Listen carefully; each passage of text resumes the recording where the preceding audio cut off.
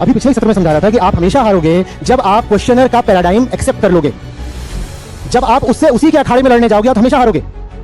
जब आप कहोगे कि मुझे तेरा फ्रेमवर्क स्वीकार है, मुझे तेरे क्वेश्चन की फाउंडेशनल एजम्पशन स्वीकार है और अब मैं जवाब दूंगा, तो आप हमेशा हारोगे।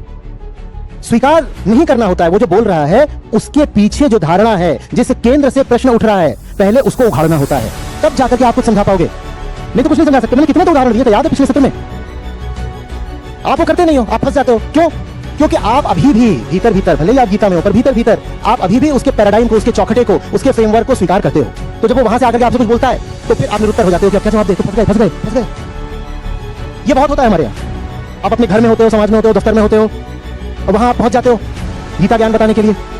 कई लोग तो सोशल मीडिया पर भी कर चुके हैं, कहते हैं हम जा रहे हैं वहां पर गीता ज्ञान बताएंगे, बहस करेंगे, डिबेट करेंगे, यूट्यूब पर, फेसबुक पर, कहीं जाकर वहां चीथड़े उड़ गए।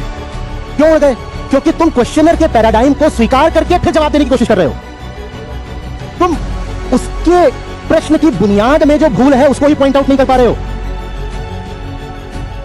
मैंने आज कहा कि मूर्खता होगी कहना आत्मा क्या है ना? आत्मा क्या है मैंने बताया था। क्यों? क्योंकि पूछ सकते हो कि टोपा क्या है, हेडफोन क्या है, मूंछ क्या है, नाक क्या है, बाल क्या है, जूता क्या है, पूछ सकते हो क्योंकि ये क्या है, ऑब्जेक्ट्स हैं। ऑब्जेक्ट्स हैं। टोपा है कह सकता हूं क्योंकि क्या है, उतार दो।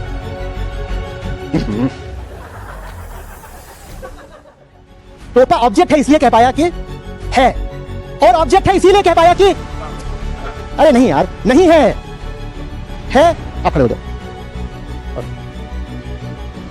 है क्यों कह पाया? क्योंकि अरे यार क्यों कह पाया कि है? नहीं है क्यों कह पाया कि नहीं है? क्योंकि ऑब्जेक्ट है। और दीदी आप जाके बोलते हो आत्मा नहीं है, तो आपने भी आत्मा को क्या बना दिया? इसलिए आप अपने छात्रों को कुछ नहीं समझा सकते क्योंकि भी आपको बात समझ में नहीं आई है।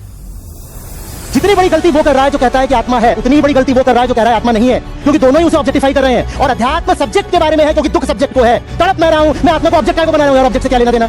बात सारी सब्जेक्ट की है, कोई सफरिंग सब्जेक्ट की है। आप जाकर के इधर उधर बिना मुझे समझे मेरी बात को दूसरों के सामने ले आते हो, बहस करते हो, फिर वहां कपड़े फट जाते हैं, बदनामी मेरी कराते हो। समझा मुझे है नहीं? नाम वहां मेरा बड़ा बड़ा लगा दिया, जैसे मैंने आपको अधिकृत करा और रिप्रेजेंटेटिव बनाया अपना कि जाओ और सारी बात समझ में।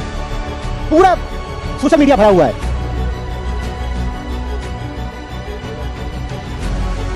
आत्मा नहीं है कहना भी उतना ही गलत है जितना गलत है कहना कि आत्मा है।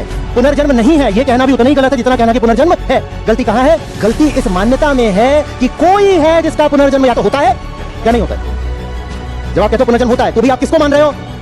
अहंकार को यार। और किसको मान रहे हो? थोड़ा शार्प तेजी से चलो। आप कहते हो पुनर्जन्म होता है तो भी आपने किसको मान लिया? अहंकार को, कि अहंकार है और दूसरे शरीर में चला गया। जब आप कहते हो पुनर्जन्म नहीं होता तो भी आपने किसको मान लिया? कि अहंकार है पर दूसरे में नहीं जाता।